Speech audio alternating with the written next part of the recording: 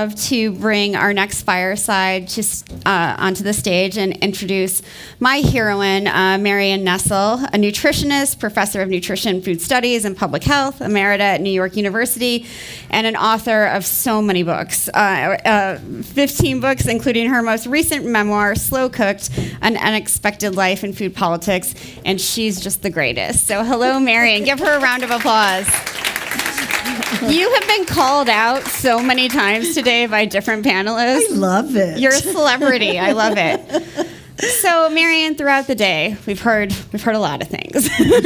But we've heard how important it is to support food and agriculture systems that are good for us and good for the planet. But the reality right now is that we grow a lot of crops that are shitty for us and shitty for the planet. Yes. How do we get out of that? Advocacy. You got to fight. It means using the political system to change the way things are done. And, that seems pretty difficult these days. But there's an election coming up, and that's a really deciding point. Everybody needs to vote. Absolutely. Go ahead, clap, and everyone vote. Make sure you vote. But get all your friends to vote. Absolutely. How did we get to this place, though, where we're growing things like corn and soybeans and not foods that we've been hearing about all day that are diverse and nutritious and, wonderful in so many ways? Money in politics. You want this system to change. You've got to change our election laws and get money out of politics. The idea that corporations can put as much money into election campaigns as they want to, and they're not accountable for it, and they don't have to reveal it, is so shocking to me that when people say, what's the absolute number one priority, is to get money out of politics. Yeah. Campaign finance reform, for sure. Campaign finance reform overturns Citizens United, the Supreme Court case that allowed that. Well, how do we do that? Well, we have to elect people who are concerned about human health and planetary health. That's a formidable undertaking, and people are so depressed about the ability to do it. But if we don't work for that, who is going to? Yeah. It's got to be us. So I mentioned corn before, and corn has been brought up a number of times. What I'm interested in hearing from you is, what could we do if we didn't grow so much corn? We could grow food. This is my snapshot of what the American food system is like. 45% of the corn crop is used to feed animals. 45% is used to feed automobiles, ethanol for automobiles. I can't even get my head around that. And that leaves roughly 10% for all of the ingredients that corn goes into, and a tiny fraction of that is food for people. How about growing food for people? What a concept. Right. Really.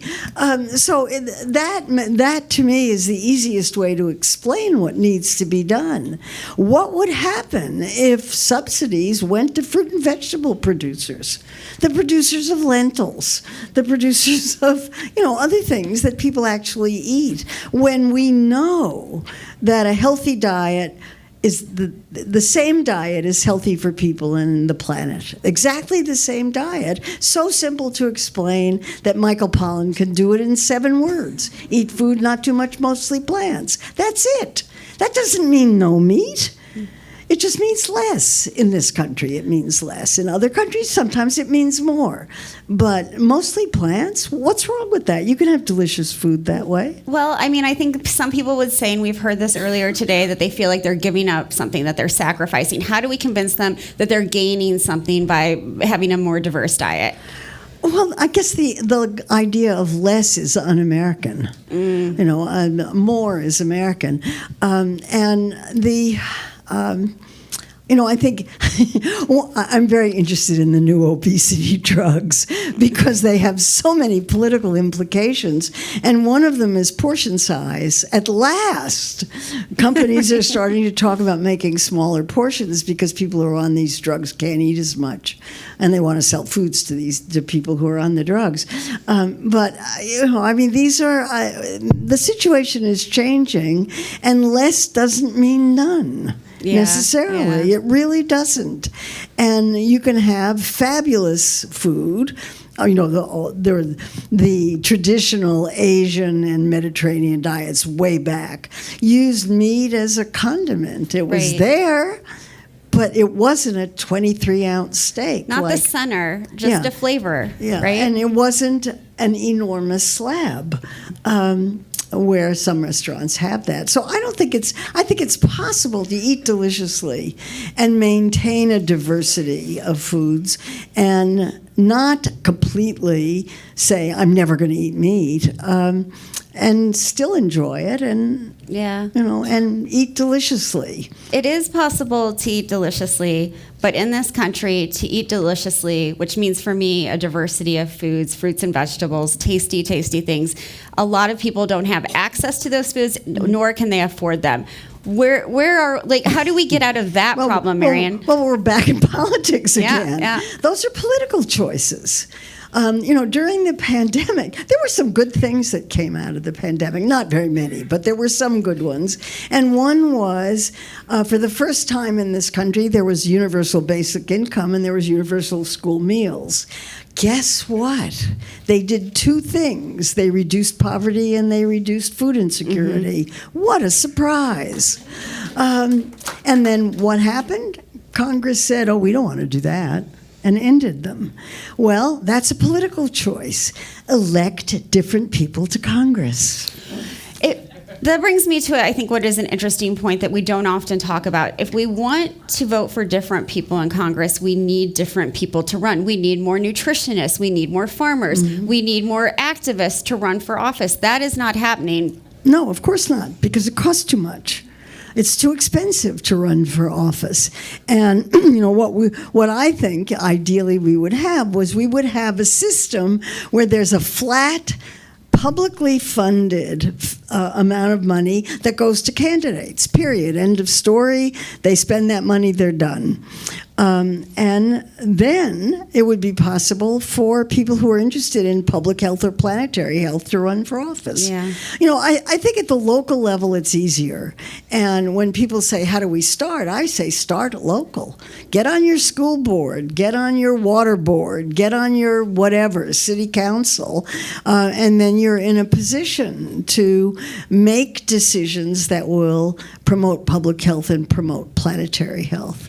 And what makes the food part of that so easy is it's the same diet. Yeah. You don't need a separate diet for any of them. It's the same one.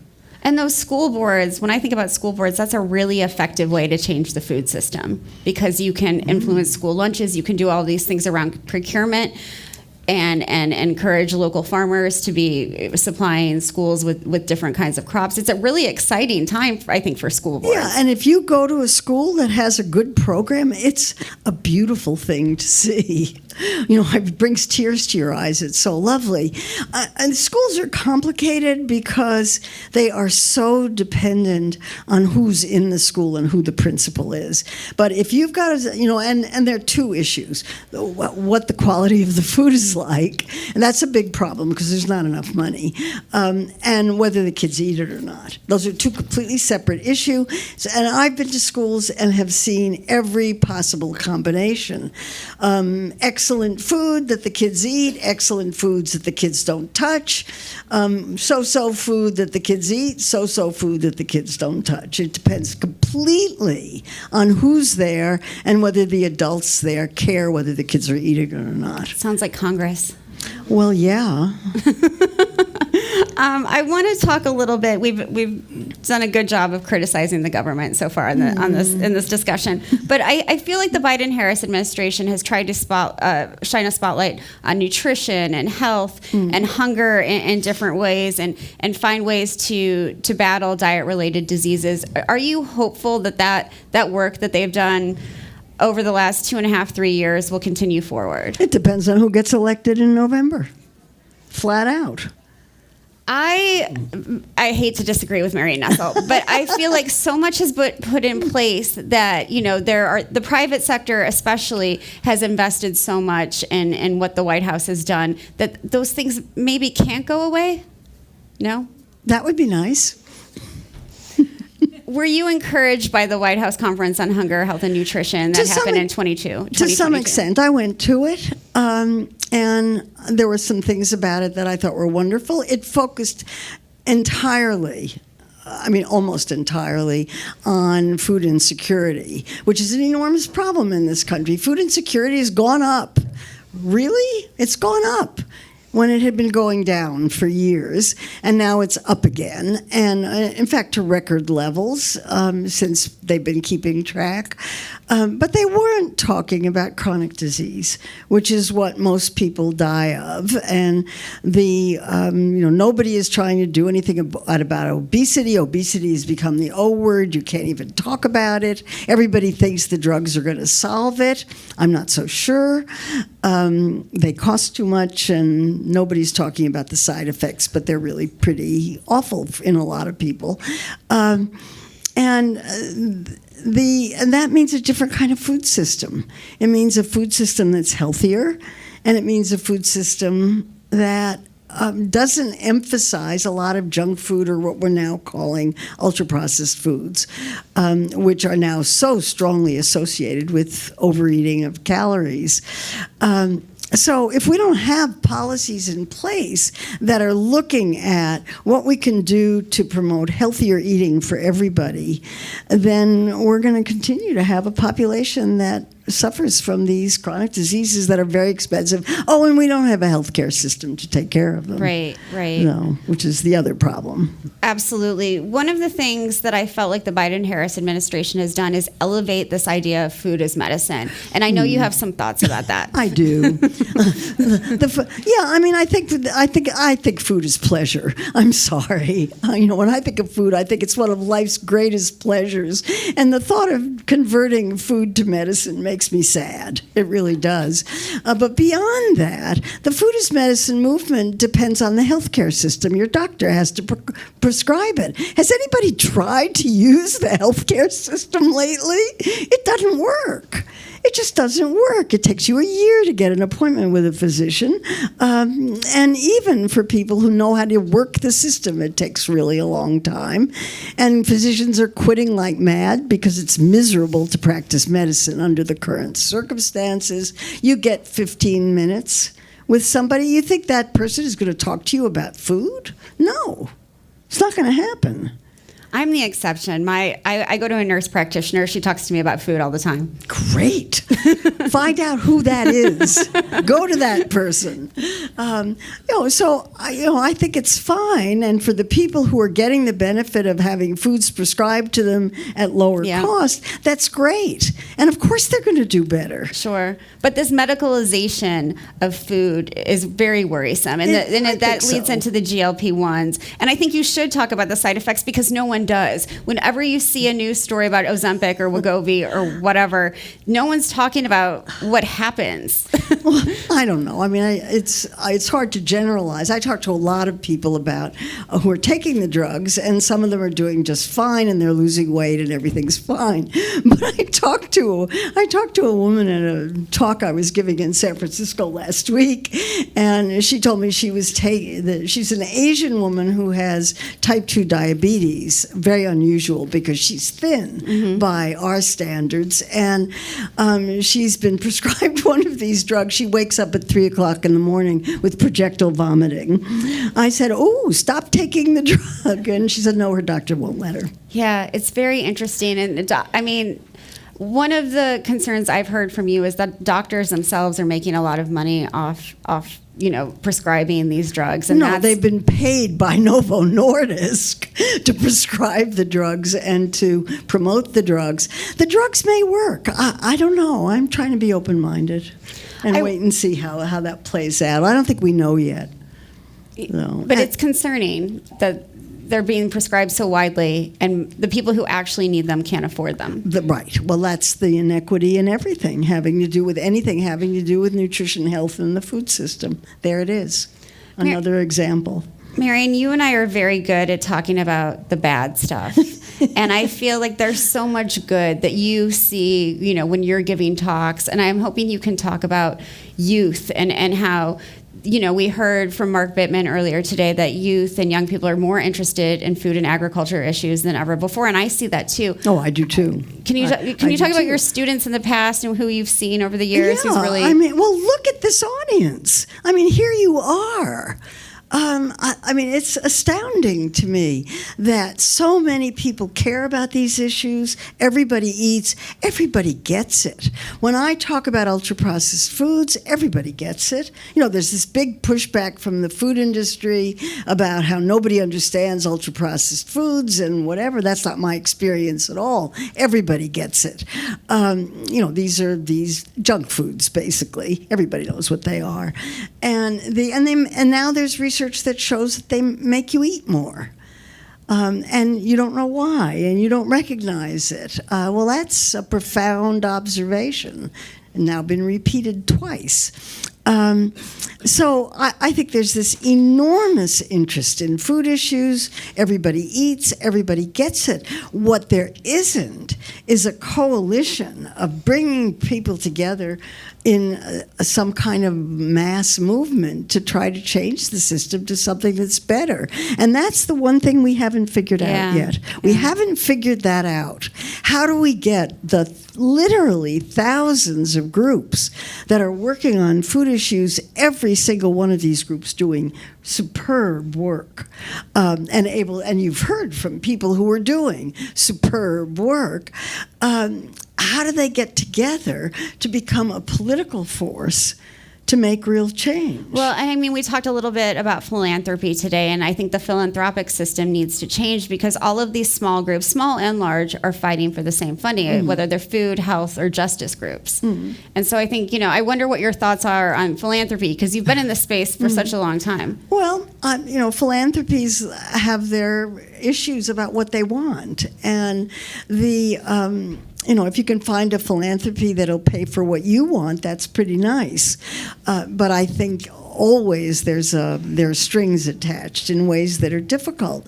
Whenever our students at NYU say they want to start an organization that's going to do something new, my heart just sinks. We don't need any more organizations. We need one huge coalition sending people to Congress to lobby them. To me, the really important thing is advocacy, and there are tremendously useful books about how to do advocacy effectively. The Midwest Academy's Organizing for Social Change is my favorite. I think it's absolutely terrific. If you do everything that book says, you got a really good chance of getting what you want.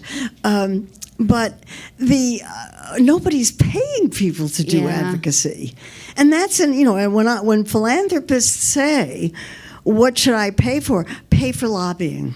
Yeah, pay for people to do lobbying. That's what's needed. And like Coca-Cola. When I was writing Soda Politics, I looked at the number of lobbyists that the American Beverage Association, Coca-Cola, and PepsiCo had in Washington. And at the time, which was 10 years ago or so, they had 67 lobbyists in Washington. Yeah. Crazy. Quite enough to be able to make several visits to each congressional representative, talk to their staff, provide them with information, and make sure that Congress doesn't pass any laws that are going to tax sodas, put warning labels on sodas, or do any of those other things that might decrease sales. So we need lobbyists. We need people trained as lobbyists. We need people trained as advocates. We need coalitions. I don't know how to get there, but I hope somebody does.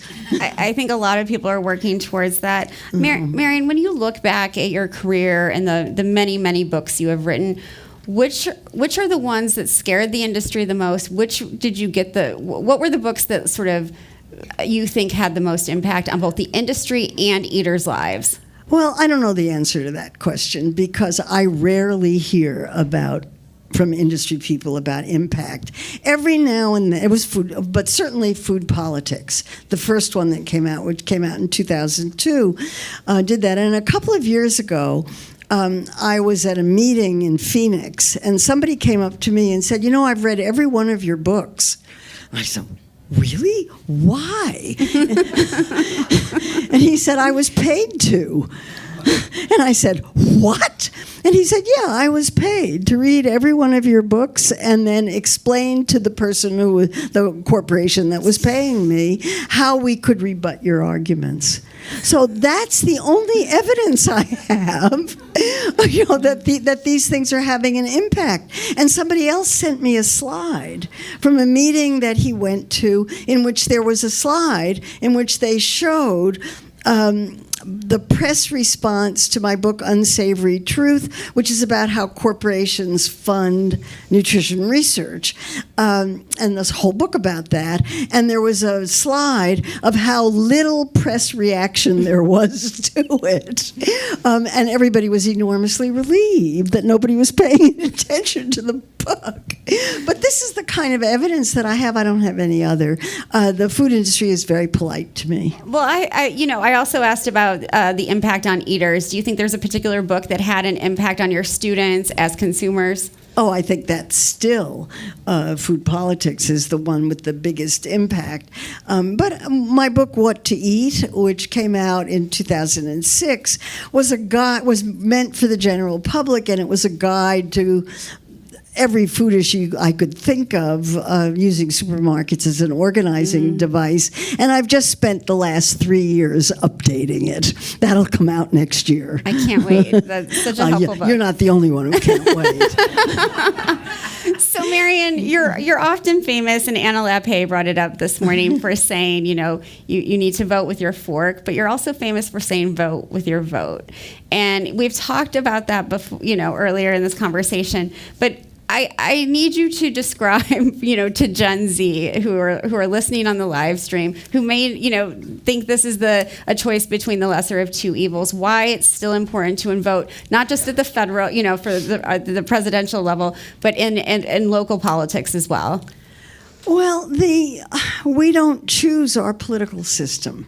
We have to deal with the political system that we're given. And the political system that we're given gives us choices that are not perfect, at least by my standards. And so you have to vote for the lesser evil. You hold your nose and you go into the voting booth and you vote because the worst evil is really evil. And so you have to. Politics is about compromise. Nobody wants to compromise. And when you're young, you certainly don't want to compromise. But it's about compromise. And you hate to argue for it, when what you want is a world that's better for people in the planet. And so you have to.